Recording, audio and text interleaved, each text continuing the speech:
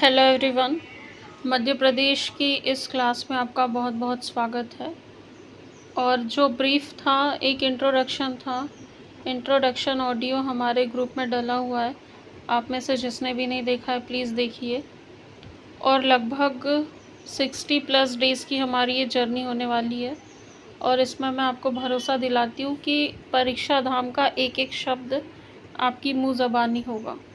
Prelims में हम देखें तो मध्य प्रदेश की लगभग 5 यूनिट्स हैं। 3 यूनिट्स डायरेक्ट है। कौन सी? Unit number 2, unit number 4, unit number 10। ये प्योर पूरी तरह से मध्य प्रदेश को समर्पित है। इसके अलावा यूनिट नंबर जो 5 है उसमें मध्य प्रदेश की राज्य व्यवस्था, यूनिट नंबर 6 में मध्य प्रदेश की अर्थव्यवस्था, और जो 8 नंबर की यूनिट है उसमें करंट अफेयर का वेटेज है। देखा जाए तो 3 यूनिट पूरी तरह मध्य प्रदेश की, ये 2 यूनिट मध्य प्रदेश की है, और 8 में भी मध्य प्रदेश का करंट अफेयर पूछा जाएगा। तो हम बोल सकते हैं कि 40 से 50 जो प्रश्न हैं मध्य प्रदेश से लगभग बन सकते हैं, कुछ डायरेक्टली और कुछ इनडायरेक्टली। तो उसमें जो परीक्षा धाम की किताब है इसमें से आप मान के चलिए 35 या 40% जो प्रश्न इसमें से ही बनेंगे। कुछ जैसे 4-5 प्रश्न हमेशा नए सेट करता है एग्ज़ामिनर, क्योंकि उसको डिफरेंट करना होता है। पिछले साल का जो पेपर था उससे उसको कुछ अलग करना होता है, तभी तो हम बोलेंगे कि अनप्रेडिक्टेबल था इस साल का जो पेपर था, टफ़ था। ये जो कोचिंग वाले हैं और जितने भी मेंटर्स हैं, ये क्यों आयोग के जो भी क्वेश्चन है उसको ट्रैक नहीं कर पाते, वहाँ तक नहीं पहुँच पाते, क्योंकि जो एग्ज़ामिनर है जो क्वेश्चन सेट कर रहा है उसका जो बौद्धिक क्षमता है, उनका जो अनुभव है, जो व्यक्तित्व है उनका हम लोगों से बहुत परे है। हम लोगों को उतना अनुभव नहीं है जितना उनको है, क्योंकि कई वर्षों से वो पेपर सेट कर रहे, तो हर साल उनको कुछ 8 से 10 प्रश्न ऐसा फ्रेम करने होते पूरे ऑल ओवर 10 यूनिट में से कि थोड़ा क्वेश्चन पेपर डिफरेंट लगे, उसकी टफनेस बढ़े, या फिर पिछले साल से अलग लगे, तभी तो बोलेंगे कि आयोग का पेपर है, तभी उसका एक स्टैंडर्ड मेंटेन होगा। ठीक है, हम इसमें मध्य प्रदेश को कंटिन्यू करेंगे।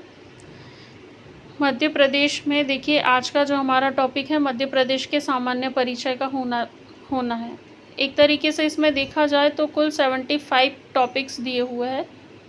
मैं दिखा देती हूँ आपको। देखिए 75 कुल टॉपिक्स दिए हुए हैं, लेकिन कुछ टॉपिक ऐसे हैं जिसमें कम पेज है, कम कंटेंट है, कुछ ऐसे जिसमें ज़्यादा पेज है, अधिक कंटेंट है।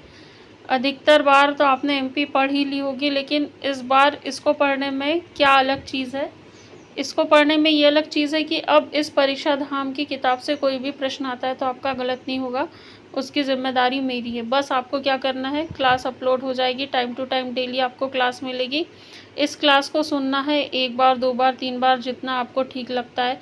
रिवीजन के तौर पे 7 डेज़ के बाद फिर रिपीट इसको करना है, और किताब में से देख के इसकी प्रैक्टिस करनी है बार बार।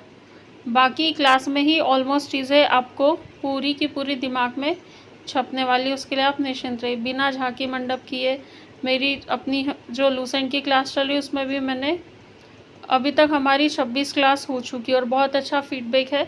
जो फर्स्ट डे की क्लास में एनर्जी थी वही 25 नंबर की डे का और बच्चों का फीडबैक है, उनका रिस्पॉन्स है। ठीक है, तो मैं फिर से वही बोल रही हूँ, आज हमारी एमपी की फ़र्स्ट क्लास है। मैं आपसे बस इतना कहना चाहती हूँ कि आप रुकिए, पेशेंस रखिएगा। 10 नंबर की क्लास तक जब आप पहुँचोगे तब आपको पूरा यकीन आ जाएगा कि पहली क्लास और 10वीं क्लास के पढ़ाने के तरीके में कोई बदलाव नहीं है।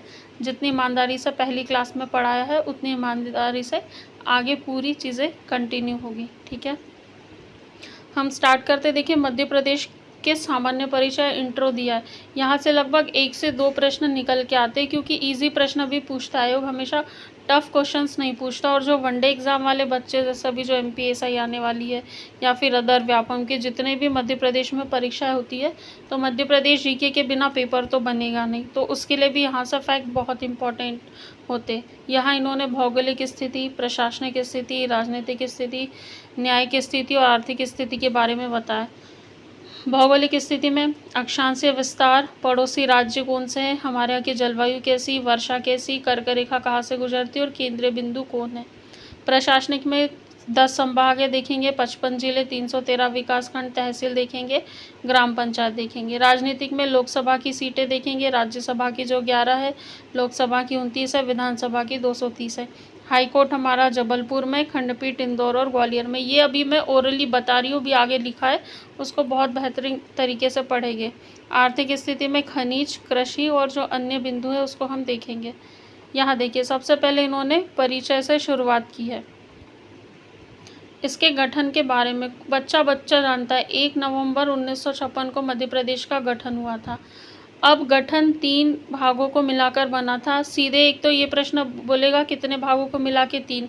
दूसरा ये प्रश्न ये पूछेगा इन 3 भागों के नाम कौन से हैं। तो एक मध्य प्रांत है, दूसरा मध्य भारत है और तीसरा विंध्य प्रदेश। इन तीनों को मिलाकर मध्य प्रदेश का गठन किया। फिर अंतिम पुनर्गठन सबको पता है 1 नवंबर 2000 को हुआ। क्यों? तब छत्तीसगढ़ राज्य मध्य प्रदेश से अलग हुआ था। तो हमको 2 बिंदु याद रखने, एक तो 1 नवंबर 1956 को गठन हुआ और अंतिम पुनर्गठन 1 नवंबर 2000 को हुआ। 1 नवंबर 1956 का कितने प्रांतों को मिलाकर? 3 को। कौन कौन से थे? मध्य प्रांत था, मध्य भारत और विंध्य प्रदेश। ये बात क्लियर हो गई। अब देखिए, अभी हमारे यहाँ 55 जिले हो गए। अभी हाल फिलहाल कुछ समय पहले मात्र 53 जिले थे। 53 के बाद 2 नए जिले बनाए गए। 2 नए जिले कौन से हैं? एक तो पांढुर्ना है और मैहर है। अब ये तो ठीक है, फिर इसमें फिर कन्फ्यूज़न कि पांढुर्ना कौन से क्रम का है और मैहर किस क्रम का है। तो देखिए, जो मैहर है, मैहर, इसमें डबल ए की मात्रा है। डबल है मतलब 2 है, तो ये 1 5 और दूसरा 5 मतलब 55। तो 55 पे नंबर का मैहर है, तो पांढुर्ना कितने नंबर का हो जाएगा? 54। ये डाउट जो था, ये डाउट भी ख़त्म हो गया, अब टेंशन नहीं है। फिर आगे देखिए, प्रदेश की राजधानियों के बारे में बताया है। तो ऐसे तो हमारी जो प्रशासनिक राजधानी जो मेन है वो भोपाल है, लेकिन उसके अलावा संस्कार राजधानी की बात करें तो जबलपुर है। आर्थिक और खेल राजधानी इंदौर है। ऊर्जा राजधानी सिंगरौली है। ग्रीष्मकालीन राजधानी पचमढ़ी, क्योंकि क्या है, इसे मध्य प्रदेश का हिल स्टेशन भी कहते हैं पचमढ़ी को। और ये सबसे ऊंची चोटी धूपगढ़ 1350 मीटर यहाँ पर है। और गर्मी के समय में भी बहुत अधिक तापमान नहीं होता है, इसलिए ग्रीष्मकालीन राजधानी बोला है। संगीत राजधानी मैहर है। मैहर कौन से क्रम का जिला है? 55वें क्रम का जिला है। चित्रकला राजधानी कौन सी? भीमबेटका। ये बहुत अच्छा फैक्ट है। देखिए, जो भीमबेटका शैलाश्रय है वहाँ 500 से अधिक गुफा है और इन 500 से अधिक गुफाओं में अलग अलग तरह की चित्रकारी मिली है, बहुत अधिक चित्रकारी मिली है। तो इसीलिए चित्रकला राजधानी किसे कहा गया? भीमबेटका। ये प्रश्न घुमा किस तरह से पूछ सकता है? जिले का नाम पूछ लेगा, तो जिला आएगा रायसेन। ठीक है, रायसेन के अब्दुल्लागंज में ये जो है चित्रकला राजधानी भीमबेटका है। उसके बाद मध्य प्रदेश के उपनाम के बारे में देखिए। मध्य प्रदेश के उपनाम दिए हैं। एक तो इसे क्या कहते हैं? हृदय प्रदेश कहते हैं, क्योंकि मध्य प्रदेश भारत के पूरे बीचों बीच में। हीरा प्रदेश, क्योंकि मात्र मध्य प्रदेश में ही हीरे का उत्पादन होता है, हीरा हमारे यहाँ से निकाला जाता है। दूसरी बात, हीरे से मुझे याद आया, यदि टीन की बात करें तो छत्तीसगढ़, छत्तीसगढ़ का टीन में एकाधिकार है। पूरे भारत में केवल छत्तीसगढ़ से टीन प्राप्त होता है। ये फैक्ट मुझे एक याद आ गया। उसके बाद वनों का राज्य मध्य प्रदेश है। तेंदुआ स्टेट मध्य प्रदेश है। देखिए, यहाँ से तेंदुआ है, यहाँ से टाइगर है और यहाँ से चीता है। ठीक, तेंदुआ, टाइगर, चीता, तीनों स्टेट मध्य प्रदेश है। वुल्फ, वुल्फ मतलब भेड़िया, भेड़िया स्टेट में मध्य प्रदेश है। नदियों का मायका है, क्योंकि लगभग 200 छोटी बड़ी नदियाँ यहाँ से निकलती है। तेंदुपत्ता स्टेट है। गिद्ध राज्य भी कहते हैं। राष्ट्रीय उद्यानों का राज्य भी कहते हैं, क्योंकि हमारे यहाँ सबसे ज़्यादा राष्ट्रीय उद्यान है, जो 11 औपचारिक रूप से रजिस्टर्ड है। और घड़ियाल राज्य भी मध्य प्रदेश को कहा जाता है। इतनी सारी चीज़ें आपको यहीं पे रटा गई है। देखिए, जो भी डाउटफुल प्रश्न थे उनको मैंने बहुत बेहतरीन तरीके से ट्रिक मतलब कोई अलग से आपको लाइन याद रखने की ज़रूरत नहीं है। जो कंटेंट दिया है, फैक्ट दिया है, उसी से रिलेट करके समझा दिया है। अब यहाँ पे मध्य प्रदेश का मानचित्र दिया है, इसको थोड़ा समझिए। इधर राजस्थान है, यहाँ पश्चिम में गुजरात है, दक्षिण में महाराष्ट्र है, इधर उत्तर प्रदेश है और यहाँ छत्तीसगढ़ राज्य जो है इसके आसपास है। ये 5 राज्य, कुल कितने राज्यों से सीमा साझा करता है? 5 राज्यों से घिरा हुआ है, उनसे सीमा साझा करता है। सबसे उत्तरी जिला इसका मुरैना रहेगा, सबसे पश्चिमी अलीराजपुर, सबसे दक्षिणी बुरहानपुर और सबसे पूर्वी सिंगरौली। ये 4 जिले तो ये हो गए। उसके बाद में अभी देखिए, जो मैहर बना है ये लैंडलॉक डिस्ट्रिक्ट है। उसके बाद पांढुर्ना साझा करता है महाराष्ट्र से सीमा और मऊगंज साझा करता है उत्तर प्रदेश से। लेकिन जो मैहर कौन से क्रम का है? 55वें क्रम का। पांढुर्वा कौन से क्रम का है? 54वें क्रम का है। ये जो बिंदु थे यहाँ से प्रश्न बन सकते थे, जो हमको फंसा सकता था, वो हमने क्लियर कर लिए। उसके बाद आगे प्रतीक चिन्हों के बारे में प्रश्न बन सकते। एक तो राजकीय पशु, पशु की बात करें तो बारहसिंगा। अब वैज्ञानिक नाम यदि पूछ ले तो रूसवर्स दुआउसेली। प्रजाति कौन सी है हमारे यहाँ? ब्रेडरी प्रजाति का बारहसिंगा पाया जाता है, इसे सर्विडी प्रजाति भी कहते। ये देखिए इस तरह से ये यहाँ पर आपको दिख रहा होगा। कहाँ पे मिलता है ये? कान्हा-किसली राष्ट्रीय उद्यान में मिलता है। और ये कान्हा-किसली राष्ट्रीय उद्यान 2 जिलों मंडला और बालाघाट से अपनी सीमा साझा करती है। घोषित वर्ष कब है? 1981। 1981 में इसे राजकीय पशु घोषित किया गया था। अगला बिंदु जो इसी से प्रश्न बन सकता है, एक शुभंकर जारी किया है। किसने किया है? कान्हा-किसली राष्ट्रीय उद्यान ने। किस नाम से? भूरसिंह द बारहसिंगा। किस वर्ष में? 2017 में। एक लाइन है लेकिन 4 बिंदु हैं। पहला 2017 में किसने? कान्हा-किसली राष्ट्रीय उद्यान ने क्या किया? शुभंकर जारी किया है। उसका नाम क्या है? भूरसिंह द बारहसिंगा। रोहन चक्रवर्ती जी ने ये शुभंकर लॉन्च किया था। ये एक एडिशनल फैक्ट है, आप याद रख सकते। पुष्प की बात करें, अभी हमने पशु देखा तो बारहसिंगा। पुष्प सफ़ेद लिली, आपको यहाँ गुलाबी लिली दे सकता है, लाल लिली दे सकता है, सिंदूरी लिली दे सकता है, लेकिन सफ़ेद लिली आपको याद रखना है। फंसाएगा तो ऐसे ही फंसाएगा। वैज्ञानिक नाम क्या है? लिलियम कैंडिडम। कुल कौन सा है? लिलिएसी है। बाहुल्य क्षेत्र पूरे मध्य प्रदेश में पाया जाता है। पशु हो गया, पुष्प हो गया। उसके बाद पक्षी की बात करते। पक्षी है दूधराज। अन्य नाम क्या है? पैराडाइज फ्लाईकेचर या शाह बुलबुल, हुसैनी बुलबुल भी से कहते हैं। वैज्ञानिक नाम टर्पसिफोली पैराडाइस है। ये पश्चिमी क्षेत्र में मुख्यतः पाई जाती। यहाँ अच्छा प्रश्न है, वो आपसे पूर्वी क्षेत्र दे देगा, उत्तरी क्षेत्र दे देगा, दक्षिणी क्षेत्र दे देगा, लेकिन आप पश्चिमी क्षेत्र याद रखना।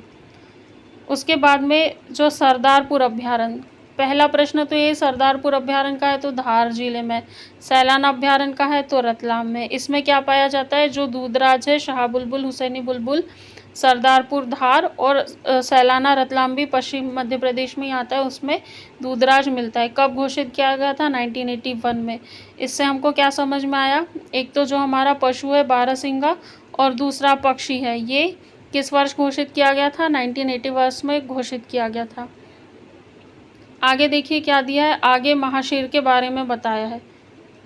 महाशीर कौन है? राजकीय मछली है महाशीर। वैज्ञानिक नाम क्या है? टोरप्यूटिटोरा। और प्रजाति क्या है? टोर। बाहुल्य क्षेत्र कौन सा है? नर्मदा नदी। उसमें जो खरगोन और खंडवा वाला क्षेत्र है, अब देखिए जो नर्मदा नदी का प्रवाह है, मध्य प्रदेश के लगभग 16 से 18 जिलों में नर्मदा नदी का वहाँ क्षेत्र आता है, लेकिन उसमें भी खंडवा, खरगोन 2 ऐसे जिले हैं जहाँ पे महाशीर मछली पाई जाती है। इस महाशीर मछली को मध्य प्रदेश की राजकीय मछली घोषित किया गया है। किस वर्ष में? 2011 में।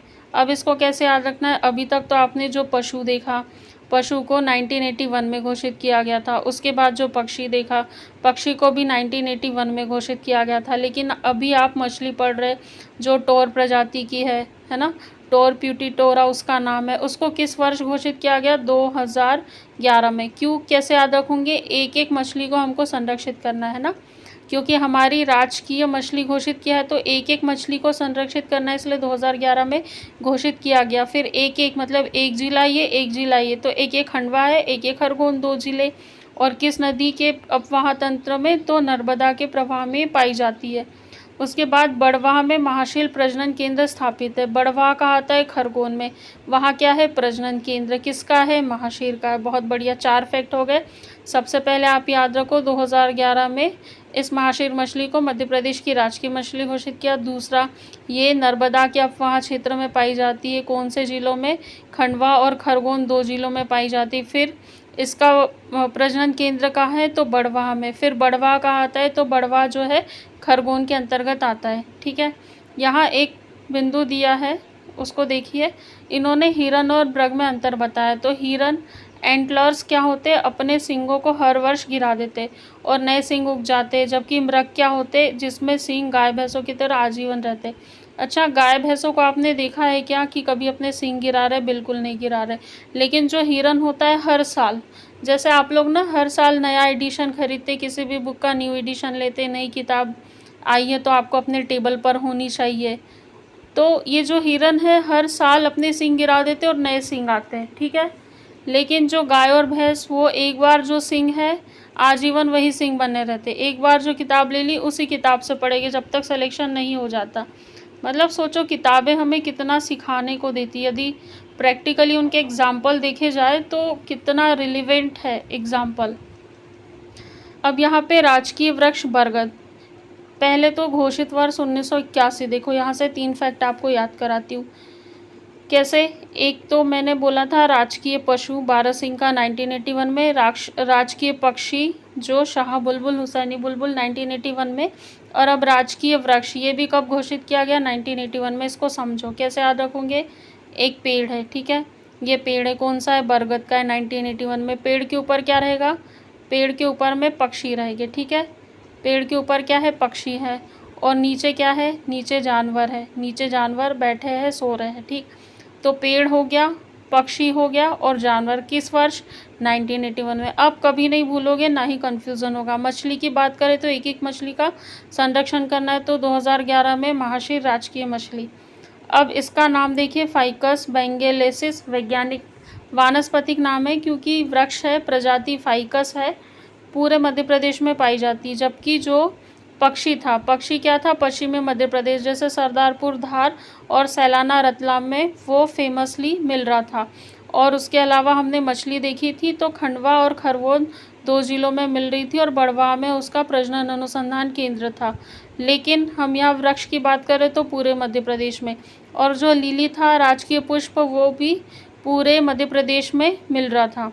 मध्य प्रदेश का पहला बरगद पार्क इंदौर के बड़गोंदा में बनाया गया है। बहुत अच्छा प्रश्न है, बड़गोंदा भी पूछ ले तो याद होना चाहिए इंदौर में। और यहीं पे मध्य प्रदेश का पहला बरगद पार्क बनाया गया है। आगे राजकीय फल की बात करते हैं तो आम है, वानस्पतिक नाम मैग्नीफेरा इंडिका है। बाहुल्य क्षेत्र संपूर्ण मध्य प्रदेश में। मध्य प्रदेश के प्रमुख आम की प्रजाति। अब देखो, नूरजहाँ किस जिले में? अलीराजपुर। और सुंदरजहाँ रीवा।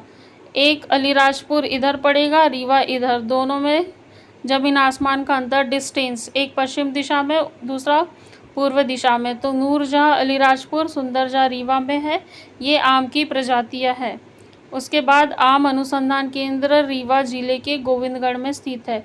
एक तो हमने एक फैक्ट पढ़ा, एक प्रजनन।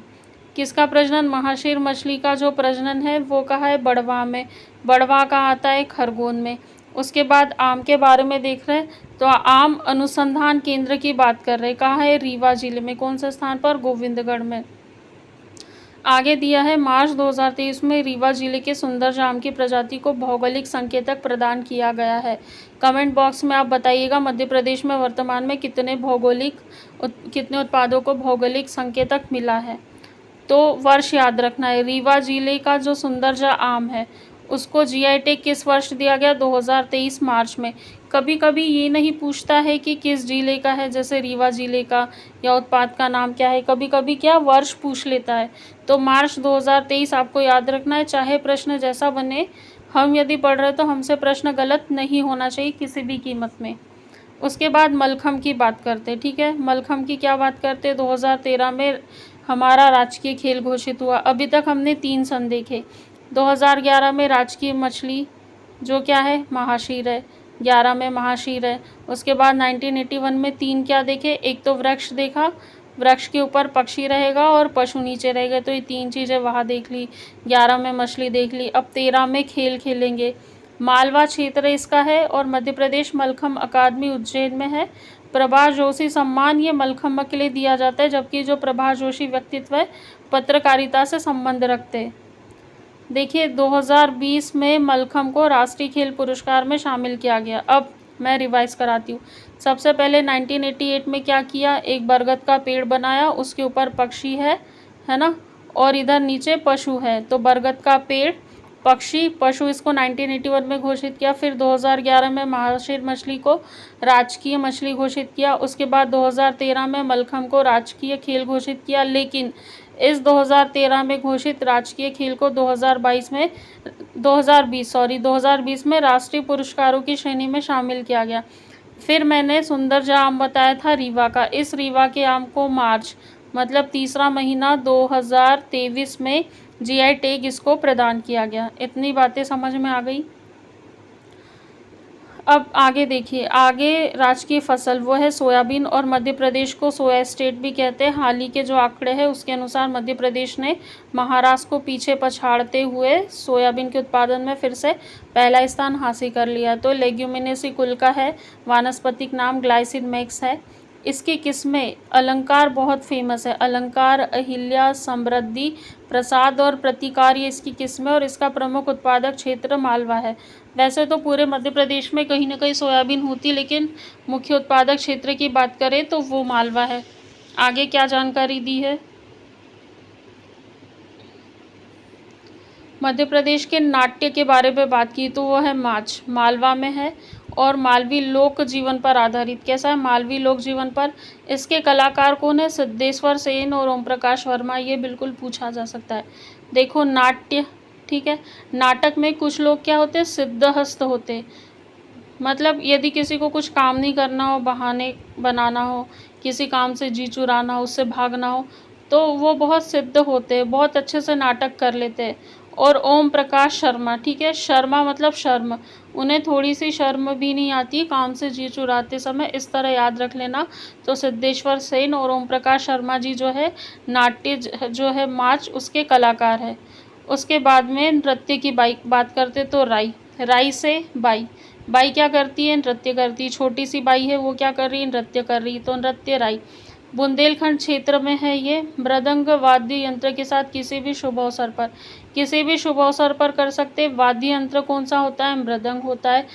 पद्मावत ग्रंथ में राई लोक नृत्य का वर्णन किया है। किस ग्रंथ में, पद्मावत में। प्रमुख कलाकार ज्ञानेश्वरी कटनी। अब कैसे याद रखोगे, देखो नृत्य, नृत्य ऐसा है कि जब कोई नाच रहा है तो आप उसको काट नहीं सकते, उसकी बात को काट नहीं सकते, उसके पास बहुत ज्ञान है। कौन सा ग्रंथ है, पद्मावत ग्रंथ। वाद्य यंत्र कौन सा है, मृदंग है। किस अवसर पर करते, किसी भी शुभ अवसर पर। उसके बाद आगे देखिए, सागर जिले के रामसाहेब पांडे को कला क्षेत्र में राई नृत्य के लिए 2022 में पद्मश्री पुरस्कार दिया गया। अब ईयर आ गया, मैं फिर से रिवाइज कराती हूँ। 1981 में क्या हुआ था, हमने एक पेड़ बनाया था, पेड़ पे पक्षी था और नीचे पशु थे, मतलब बरगद का पेड़, हमारी शाह बुलबुल, पैराडाइज फ्लाईकेचर और हमारा बारहसिंगा, इसको 1981 में राजकीय वृक्ष, पशु और पक्षी घोषित किया गया। फिर 2011 में महाशीर मछली को राजकीय मछली घोषित किया गया। 2013 में राजकीय खेल को मलखम्ब खेल घोषित किया गया, और इसको 2020 में राष्ट्रीय खेल पुरस्कारों में शामिल किया गया। उसके बाद में एक फल की बात की थी, उसका नाम था आम, उसको मार्च 2023 में क्या मिला था, मार्च 2023 में उसको जीआई टैग मिला था। उसके बाद एक 2022 आ गया, इसमें जो हमारा राई नृत्य है, जो राजकीय नृत्य है, उसके कलाकार है राम साहेब पांडे। किस जिले से, सागर जिले से। उनको किस सम्मान से सम्मानित किया गया, पद्मश्री। यहाँ आपको फंसाएगा, आपको सागर की जगह दूसरे जिले का नाम दे सकता है, उनका नाम परिवर्तन करके दे सकता है, और पद्मश्री की जगह पद्म भूषण, पद्म विभूषण या भारत रत्न करके ऑप्शन में दे सकता है। तो फंसना बिल्कुल नहीं है। देखो, जब कोई नृत्य कर रहा है तो उसको राम का सहारा होता है। जैसे कोई बहुत घूमर कर रहा है, घूम रहा है, तो गिर सकता है, लेकिन भगवान का नाम लेकर, उसका सहारा लेकर वो सागर, मतलब इतने सागर में जितना पानी है उतने समय तक नृत्य कर सकते। इस तरह आपको याद रखना है। और 2022 में इनको पद्मश्री इसके लिए दिया गया है। अब यहाँ एक नोट दिया गया है, क्या है कि जो राई नृत्य है तो बुंदेलखंड और बघेलखंड दोनों में किया जाता है, लेकिन बुंदेलखंड के राई नृत्य में वाद्य यंत्र मृदंग होता है, ये मृदंग है। तो बुंदेलखंड में वाद्य यंत्र कौन सा होगा, मृदंग होगा, और बघेलखंड में कौन सा होगा, ढोलक होगा। कैसे याद रखोगे, बहुत ईजी है। देखो, जो बुंदेलखंड है वहाँ बिंदु लगा है, मृदंग में भी बिंदु लगा है, जबकि ढोलक में बिंदु नहीं है, तो ढोलक का है बघेलखंड का, क्योंकि बघेलखंड में भी कोई बिंदु नहीं है। बहुत इजीली याद हो गया। तो ये एमपी की सीरीज़ आपको क्यों ज्वाइन करनी चाहिए, क्योंकि आप अकेले पढ़ते तो हो, लेकिन जो फैक्ट खुद से नहीं लर्न कर पा रहे, तो कम से कम एक ग्रुप स्टडी में आपको चीज़ें याद हो जाए। आगे देखिए, अक्षांशीय विस्तार के बारे में बताया है। तो 21 डिग्री 6 से 26 डिग्री 30 उत्तरी अक्षांश, और 74 डिग्री 9 से 82 48 पूर्वी देशांतर। अब आपको कहाँ फंसाएगा, ये उत्तरी और पूर्वी में फंसाएगा। आपको कभी भी पूर्व के अलावा पश्चिम दक्षिण दे नहीं लगाना है, उत्तर के अलावा दक्षिण पश्चिम दे नहीं लगाना है, केवल उत्तरी अक्षांश ही आता है और पूर्वी देशांतर ही आता है। उसके बाद उत्तर से दक्षिण लंबाई 605 किलोमीटर, पूर्व से पश्चिम या पश्चिम से पूर्व लंबाई 870 किलोमीटर। मतलब मध्य प्रदेश चौड़ा अधिक है 870 किलोमीटर, और ऊपर से नीचे 605 किलोमीटर ये जो लंबाई में है वो कम है। मध्य प्रदेश में पूर्व से पश्चिम में कितने मिनट का समय अंतराल है? 34 मिनट। 34 मिनट की जगह 34 घंटे भी दे सकता है, लेकिन आप आसानी से कर लोगे। 34 मिनट का समय अंतराल है। मानक समय क्या है? अपनी रेखा जो 82.5 डिग्री मानक समय गुजरती, जो कहाँ से? सिंगरौली ज़िले से गुजरती है। और इसके अलावा ये 5 राज्य आपको पता होंगे। यूपी है, फिर मध्य प्रदेश है, फिर छत्तीसगढ़ है, फिर उड़ीसा है, और फिर आंध्र प्रदेश है। ये 5 राज्यों से होकर गुजरती मानक रेखा। 80 डिग्री पूर्वी देशांतर से निकटतम शहरों की दूरी, ये वनडे एग्जाम में आए वाले प्रश्न है। जबलपुर 79.58 डिग्री पर है, पन्ना जो है 80-10 पर है, रीवा जो है 81-18 पे, कटनी 80-22 पे, भोपाल 77-24 पे, इंदौर 75-51। चूँकि भोपाल हमारी राजधानी, इसलिए 77-24 थोड़ा आप याद रख सकते हैं। देखिए, जो मैंने पहले ही मैप में आपको चीज़ें एक्सप्लेन कर दी थी वो यहाँ दी है कि जो मुरैना है सबसे उत्तरी जिला है, सिंगरौली जो है सबसे पूर्वतम जिला है, अलीराजपुर सबसे पश्चिमी जिला है, बुरहानपुर सबसे दक्षिणी कर्क रेखा यहाँ से जा रही जो, और मानक समय रेखा यहाँ से आ रही 82.5 डिग्री। ये पूर्वी देशांतर के बारे में दिया है, और ये उत्तरी अक्षांश 26-30। ठीक है, आगे देखते हैं। पड़ोसी राज्यों के बारे में दिया है, तो देश के मध्य भाग में स्थित मध्य प्रदेश, उत्तर पश्चिम में राजस्थान, उत्तर में उत्तर प्रदेश, पूर्व में छत्तीसगढ़, दक्षिण में महाराष्ट्र, पश्चिम में गुजरात से घिरा है। मध्य प्रदेश की दक्षिणी सीमा ताप्ती से और उत्तरी सीमा चंबल से। ये 2 फैक्ट अच्छे हैं। चंबल और ताप्ती के अलावा और कुछ फैक्ट दूसरे बिंदु ऑप्शन में आते हैं, उनके साथ आपको नहीं जाना है। जो भी हमने इंट्रो में पढ़ा था उसी की यहाँ डिटेलिंग की हुई है। जलवायु की बात करें तो उष्ण कटिबंधीय मानसूनी जलवायु अपने यहाँ पर पाई जाती है। उसके बाद में अपने यहाँ आदर्श जलवायु पाई जाती है। ठीक है, आदर्श जलवायु कहाँ पाई जाती है? अपने मालवा के पठार में आदर्श जलवायु। फिर उत्तर के मैदान में विषम जलवायु पाई जाती है। गर्मी में अधिक गर्मी, ठंडी में अधिक ठंड, वहाँ विषम जलवायु होती है उत्तर के मैदान में। वर्षा की बात करें तो 112 सेंटीमीटर औसत वर्षा अपने यहाँ पर है, और सर्वाधिक वर्षा कहाँ होती है? पचमढ़ी में, और न्यूनतम भिंड के गोहद में। 2 जिले याद रखना है, 2 क्षेत्र। पचमढ़ी होशंगाबाद में आएगा, गोहद भिंड में आएगा। यदि जिला पूछ ले तो भी पता होना चाहिए, क्षेत्र पूछ ले तो भी। कर्क रेखा की बात करते हैं, ये बहुत ही महत्वपूर्ण टॉपिक है। ये मालवा के मध्य से गुजरती कर्क रेखा। माही नदी कर्क रेखा को 2 बार काटती है। यहाँ से 2 प्रश्न बनेंगे। पहला तो कौन सी नदी, दूसरा कितने बार काटती है, वो प्रश्न बनेगा। तो माही नदी 2 बार काटती किस रेखा को? कर्क रेखा को।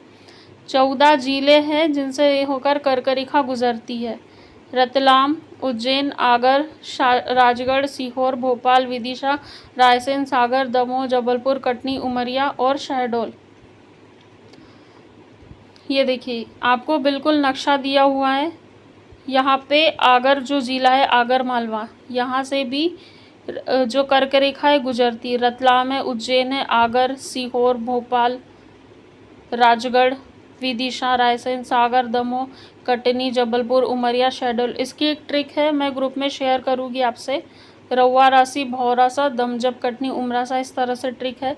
कर्क रेखा के निकटतम स्थित मध्य प्रदेश के शहर 23 डिग्री 48 पर सांची है, 23:52 पर विदिशा है, 23:25 पर भोपाल है। देखिए, 52 का उल्टा कर दे तो 25 हो जा रहा है, तो विदिशा और भोपाल। उसके बाद 23:18 पर जबलपुर है, 23:17 पर उज्जैन है, और 22:71 पर इंदौर है। ये PYQ है, ये वनडे एग्जाम में आए वाले प्रश्न है।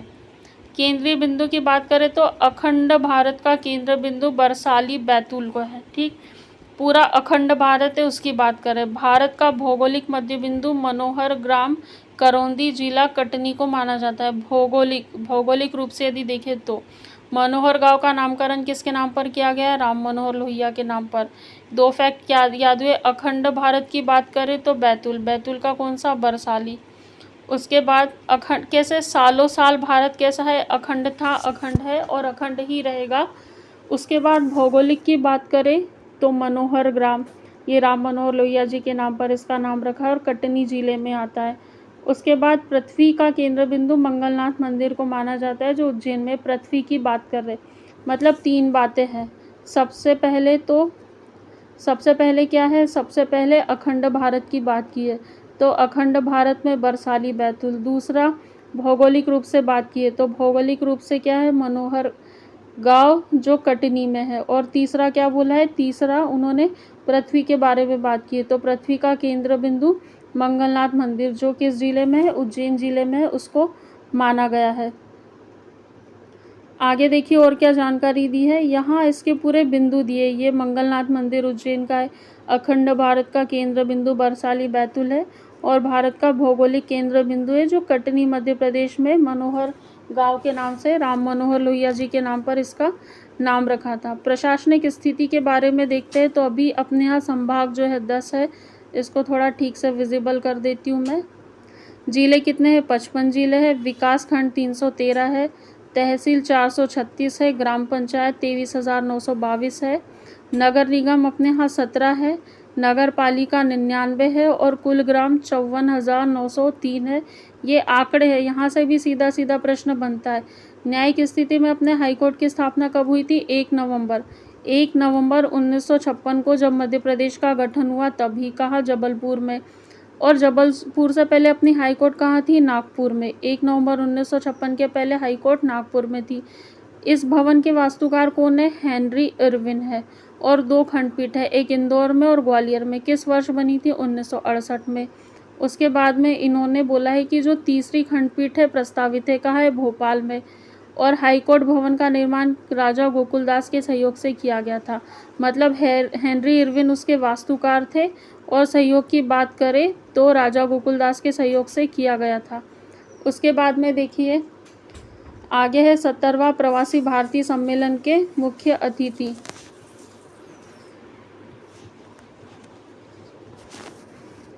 सत्तरवां जो प्रवासी भारतीय सम्मेलन है उसके मुख्य अतिथि 2023 में कौन थे, एक तो मोहम्मद इरफान अली, कहाँ के राष्ट्रपति, गुयाना के। विशेष अतिथि कौन थे, चंद्रिका प्रसाद संतोखी, कहाँ के थे, सूरीनाम के राष्ट्रपति। तीसरे सम्मानीय अतिथि थे जनेटा मेशकरेन कन्हास, ऑस्ट्रेलिया की सांसद थी, मतलब 2 राष्ट्रपति हमारे यहाँ आए थे और एक सांसद आई थी। सांसद थी ऑस्ट्रेलिया के, बाकी गुयाना के राष्ट्रपति, दूसरे सूरीनाम के। विशेष अतिथि सूरीनाम के थे और मुख्य अतिथि गुयाना के थे। मध्य प्रदेश की राजनीतिक स्थिति के बारे में देखेंगे तो मैंने ऊपर भी ब्रीफ कर दिया था, लेकिन यहाँ भी समझ लीजिए। जब अविभाजित मध्य प्रदेश, जो छत्तीसगढ़ मध्य प्रदेश से अलग नहीं हुआ था, तब 320 सीटें थी। और जब 1 नवंबर 2000 को अलग हो गया तो 230 सीटें हैं। इसमें एसटी अनुसूचित जनजाति के लिए 47 है और एससी के लिए 35 है। जो लोकसभा की सीटें अभी 29 है और पहले कितनी थी, 40। अभी एसटी के लिए 6 है, एससी के लिए 4 है। और राज्यसभा की बात करें तो अभी 11 सीटें हैं, पहले 16 सीटें थी, मतलब हमारी 5 सीटें कहाँ चली गई, छत्तीसगढ़ में चली गई। आत्मनिर्भरता का रोड मैप जारी करने वाला देश का पहला राज्य कौन सा है, मध्य प्रदेश। हमारा मध्य प्रदेश ऐसा राज्य है जिसने आत्मनिर्भरता का रोड मैप जारी किया है। अन्य जानकारी देखें तो देखिए क्षेत्रफल कितना है, हमारे यहाँ का जो कुल क्षेत्रफल है 3,08,252 वर्ग किलोमीटर है। और क्षेत्रफल की दृष्टि से सबसे बड़ा जिला कौन सा है, शिवपुरी है। और सबसे छोटा जिला कौन सा है, निवाड़ी है। 2 फैक्ट बहुत महत्वपूर्ण है। क्षेत्रफल की दृष्टि से बात करें तो सबसे बड़ा शिवपुरी है, सबसे छोटा निवाड़ी है। और अच्छी बात यह है कि दोनों ज़िले उत्तरी मध्य प्रदेश में। कभी आपसे भविष्य में ऐसा प्रश्न पूछा जा सकता है कि ये मध्य प्रदेश के उत्तरी मध्य प्रदेश में सबसे बड़ा क्षेत्रफल का जिला और सबसे छोटा क्षेत्रफल का जिला पाया जाता है। स्टेटमेंट में बना के दे देगा, तब कंफ्यूज नहीं होना है। यहाँ एक बिंदु दिया है, मध्य प्रदेश और छत्तीसगढ़ के मध्य किरार घाटी विवाद के कारण मध्य प्रदेश का क्षेत्रफल 3,08,245 वर्ग किलोमीटर भी माना जाता है। किरार घाटी विवाद के कारण, बाकी 3,08,252 वर्ग किलोमीटर अधिकतर अब सरकारी आंकड़ों में भी दिया हुआ है। जनसंख्या की बात करें तो 7,26,26,809 2011 की जनगणना के अनुसार। अधिकतम जनसंख्या वाला जिला कौन सा है? इंदौर है। न्यूनतम जनसंख्या वाला जिला कौन सा है? निवाड़ी। और इसके पहले न्यूनतम क्षेत्रफल वाला जिला भी निवाड़ी है। न्यूनतम जनसंख्या वाला जिला कौन सा है? हरदा। ये 2011 की जनगणना के अनुसार है, लेकिन वर्तमान में निवाड़ी है, बाकी 2011 की जनगणना के अनुसार हरदा है। साक्षरता की बात करें तो हमारे यहाँ की साक्षरता दर 69.3% है। 69.3% साक्षरता दर मध्य प्रदेश की है। अधिकतम साक्षरता वाला जिला जबलपुर 81% और न्यूनतम साक्षरता वाला जिला अलीराजपुर 36%। दोनों में पूर लगा है। जबलपुर में 81% है, अलीराजपुर में 36%। कैसे याद रखोगे? देखो, 36 का आंकड़ा होगा तब आपको साक्षरता नहीं मिलेगी। आपका किसी से 36 का आंकड़ा आपको पढ़ने लिखने नहीं दिया जाएगा। तो अलीराजपुर 36 का आंकड़ा, साक्षरता बहुत कम है, सबसे कम है। लिंगानुपात में हमारे यहाँ 931 लिंगानुपात है और अधिकतम लिंगानुपात वाला जिला बालाघाट 1021 और न्यूनतम लिंगानुपात वाला जिला भिंड 8337। दोनों बिंदु याद रखना, भिंड उत्तर में है, बालाघाट दक्षिण में, दोनों में बहुत दूरी है। भिंड में कितना है? 837 है। बालाघाट में कितना है? 1021 है। मतलब 1000 पुरुषों पर 1021 महिलाएं और यहाँ 1000 पुरुषों पर 837 महिलाएं। लिंगानुपात क्या होता है? 1000 पुरुषों पर जितनी महिलाओं की संख्या है उसे उस क्षेत्र का लिंगानुपात कहते हैं। यहाँ देखिए जनसंख्या वृद्धि की बात की गई है। तो अधिकतम जनसंख्या वृद्धि वाला जिला इंदौर है और न्यूनतम जनसंख्या वृद्धि वाला जिला अनूपपुर है। इंदौर में एक दौर चल रहा है 32.9, 32 साल के सारे युवा यहाँ आ गए, जबकि अनूप क्या है? 12.3। सबसे कम जनसंख्या वृद्धि है अनूपपुर की। उसके बाद घनत्व की बात करें तो हमारे यहाँ का जनघनत्व 236 व्यक्ति प्रति वर्ग किलोमीटर, मतलब 1 वर्ग किलोमीटर का एरिया है तो उसमें 236 व्यक्ति रहते हैं। अधिकतम जनसंख्या घनत्व वाला जिला भोपाल है, जहाँ का जनसंख्या घनत्व 855 है और न्यूनतम जनसंख्या घनत्व वाला जिला डिंडोरी 94 व्यक्ति प्रति वर्ग किलोमीटर यहाँ का जनघनत्व है। हम आर्थिक स्थिति की बात करते हैं मध्य प्रदेश की, तो कृषि प्रधान अर्थव्यवस्था है। देखो, हमारे यहाँ कृषि होती है, व्यापार से हमारा कोई लेना देना उतना नहीं है।